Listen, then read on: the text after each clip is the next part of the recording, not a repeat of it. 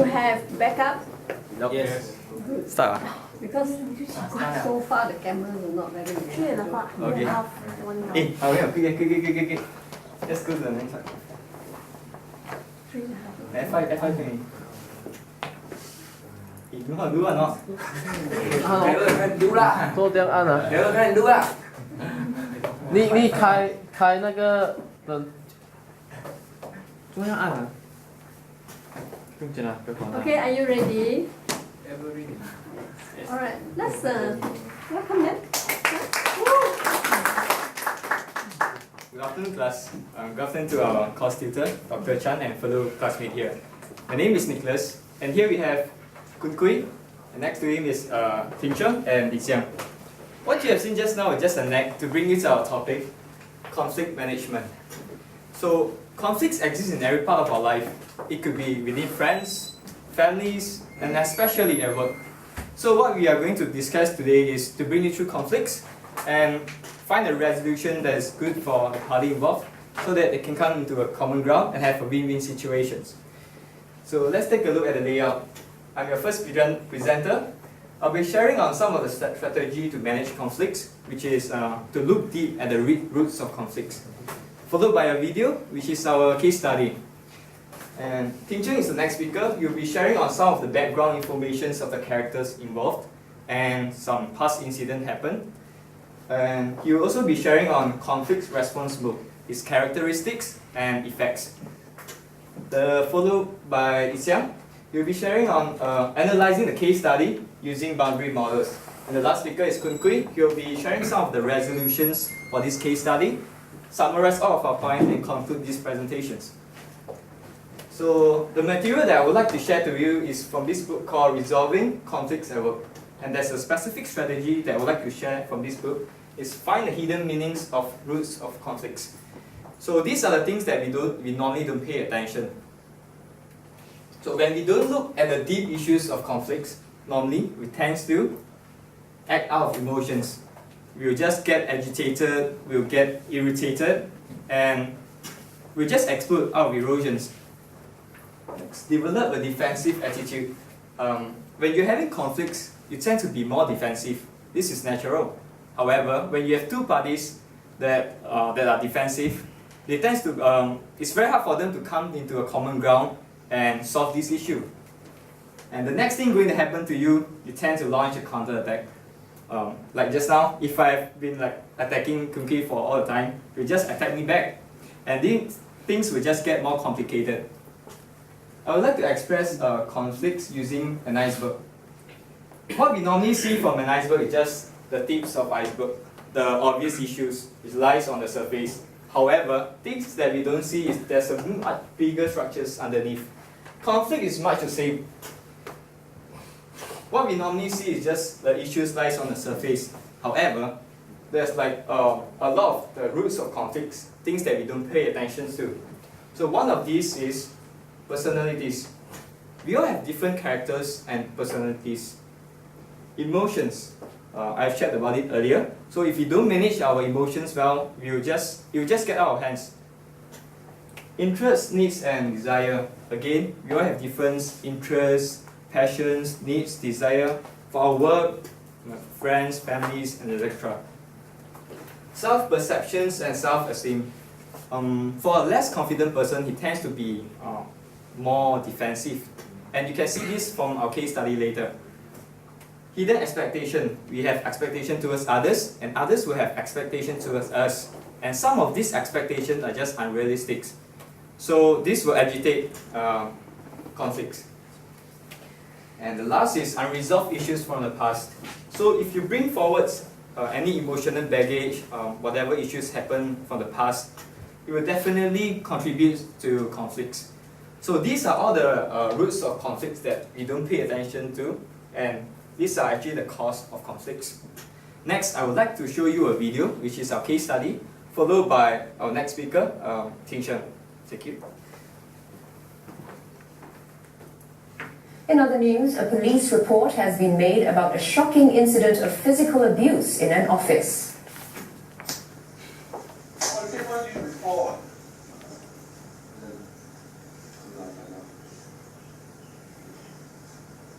Good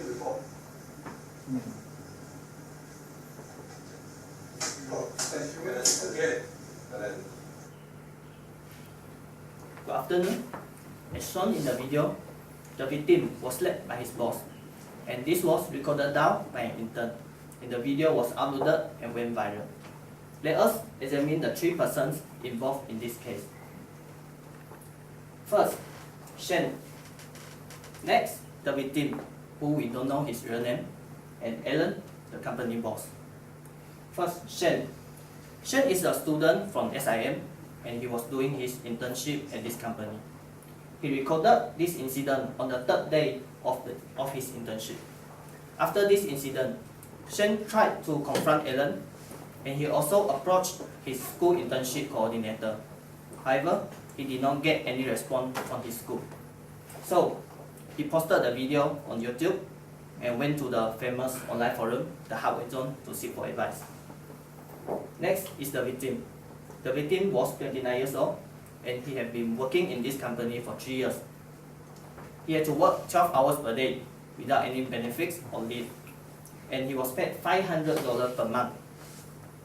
So when the victim family found out this news and video, the victim actually refused to admit that he was the person in the video. And when Sheng asked the victim why the victim chose not to fight back, the victim said he felt that he himself was wrong, and he liked the job very much, and he could not leave because there are always unfinished projects waiting for him to finish. Last, Alan, the owner of the company. When Sheng confronted Alan said that the victim has inferiority complex, and he was just trying to nurture and teach him. Apparently, this is not the first time Alan had nurture or teach the victim. So, why the victim chose not to fight back and endure this for such a long time? Let us examine the victim response mode. According to Thomas Kelman conflict mode instrument, there are 5 types of response mode, which are competing, collaborating, compromising, avoiding, and accommodating. The victim had chosen the accommodating response mode. The characteristic of this mode is yield to another person's viewpoint and sacrifice own personal goals to satisfy others' concern. Normally, this response mode will give a quick solution and achieve a temporary settlement. However, people may not return favors to the accommodator. So, this approach is unlikely to give the best outcome. Coming back to the iceberg theory, what are the hidden elements contribute to this incident? Obviously, Alan and the victim have unresolved conflicts and issues from the past, and Alan does not have a good emotion control. Furthermore, the victim had shown negative self-perception because he felt that he was always wrong, so he chose to accommodate and bear Alan's abuse. However, our team felt that the personality of the victim is the main underlying factor contribute to this case.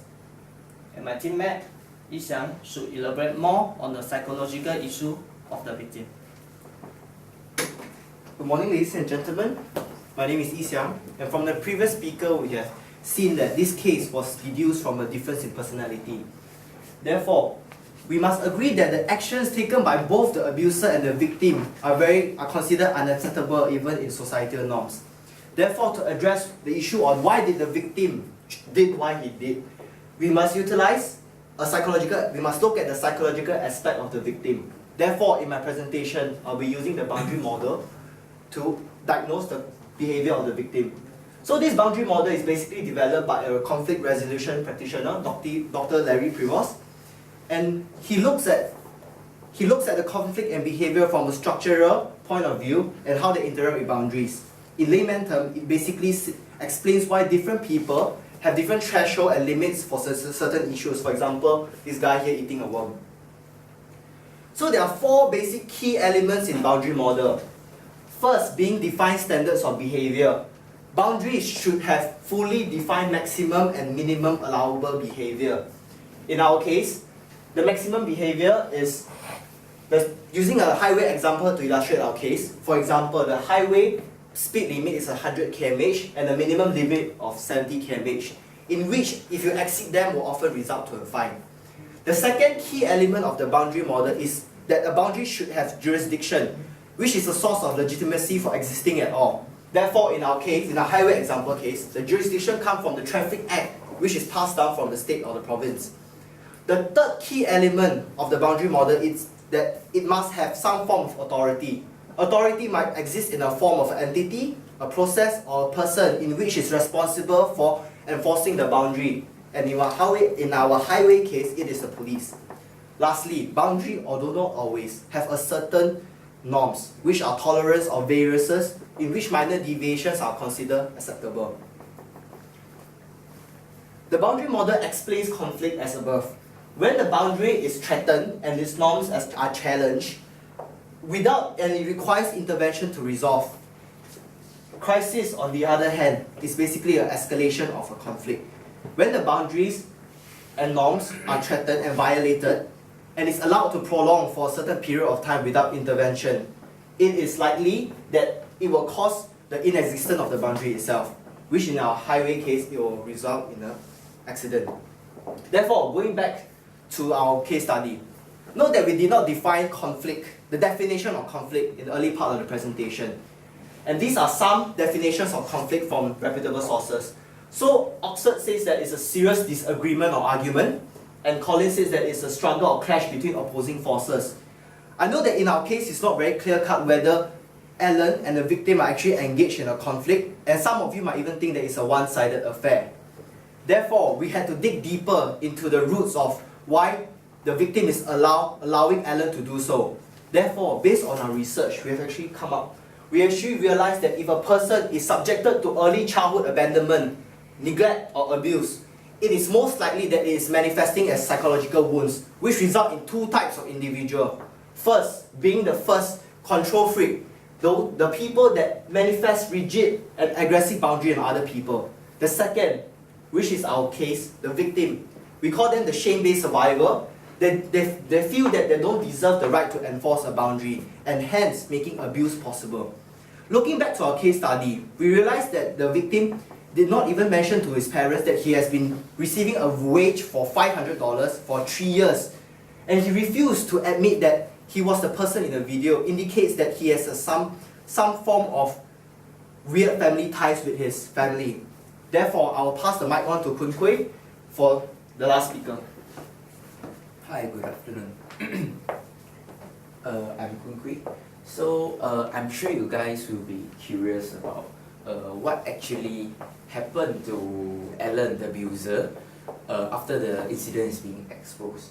So basically, the parents went up to confront the abuser, Alan, the supervisor, in his office after they saw a video on the news which an employee being abused by the supervisor, and then they demand a good explanation from him why he did so. What he claimed is that he did it out of a fit of anger. So after that, he just gave a very brief apologies to the parents, which was rejected by the parents, and the parents decided to bring it up another level to a court case and demand a compensation of 100,000 from the supervisor for the lost wages and the abuse throughout the years. After the incidents being exposed, MOM, which is a Ministry of Manpower, also steps in to investigate the company and the incidents. And according to the MOM spokesman, they said that they had met the victim, and then they have discussed over his employment term as well as the possible infringement of the Employment Act. Not only that, there is 4 companies competing over each other to hire the victim and offering up to a salary of 3,000 per month after the incident is being exposed to the public. Well, next, let us take a quick review on what is done by my groupmate. First of all, the iceberg theory. So Iceberg theory says that we don't always look on an issue or conflict just based on the surface or tips. We always go deeper to the root cause. And then next is the conflict response mode, which is the Thomas Kilmann response mode. And we analyzed and we found out the personality is the root cause of this whole incident. By looking the personality using the boundary model, our group argues that the victim is very highly possible of a victim of early childhood abuse, neglect and abandonment. Next, so you guys think that such an incident, will it happen if it were to be in a Western context? Yes or no? No. No, right? Our group thinks the same. Our group thinks that because in Western culture, right, the employee tends to emphasize on their personal rights. But when we take a step back, looking at Asian context, right, there is a tendency of superior orientated case which might lead to such an incident happen. So there's two areas we can improve on to shape a very healthy organizational culture, which is education and policy. What we mean by education? Education simply means that we implant a very strong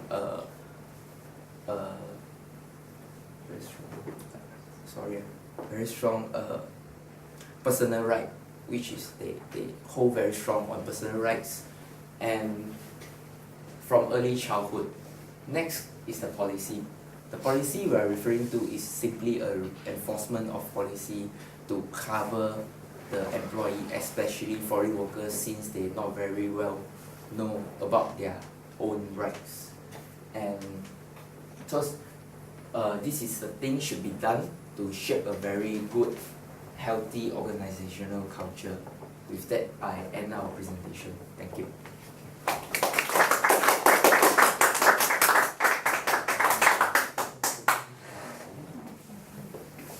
Any questions to ask? Can you answer your questions now or never?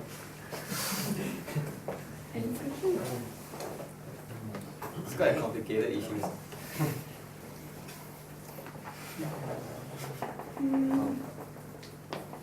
Maybe from Dr. Chan?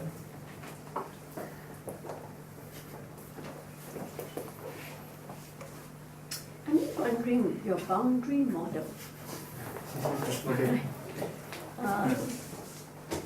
How is it,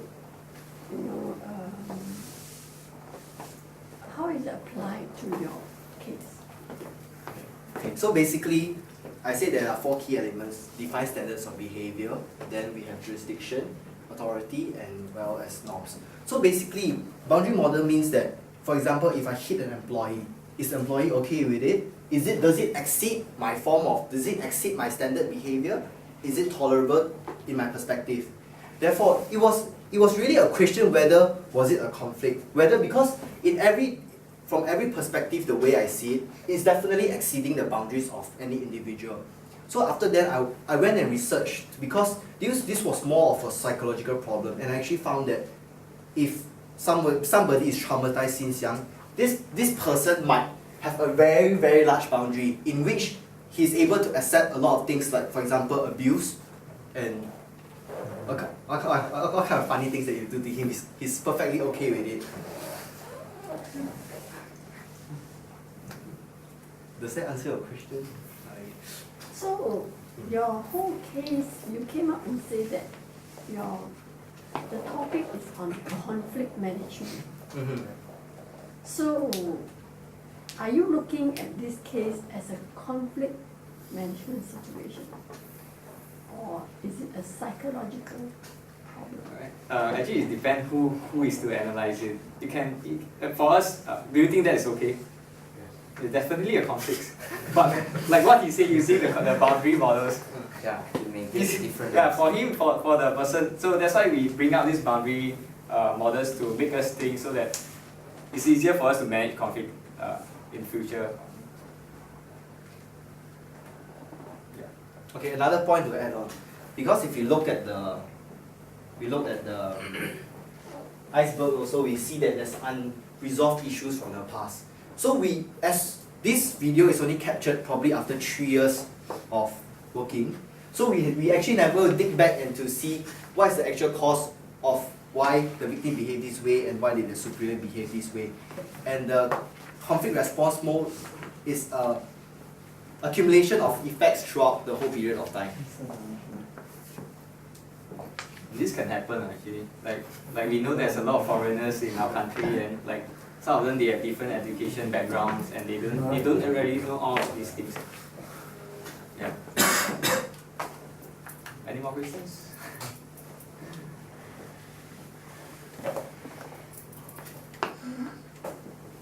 Okay, thank you. Thank you.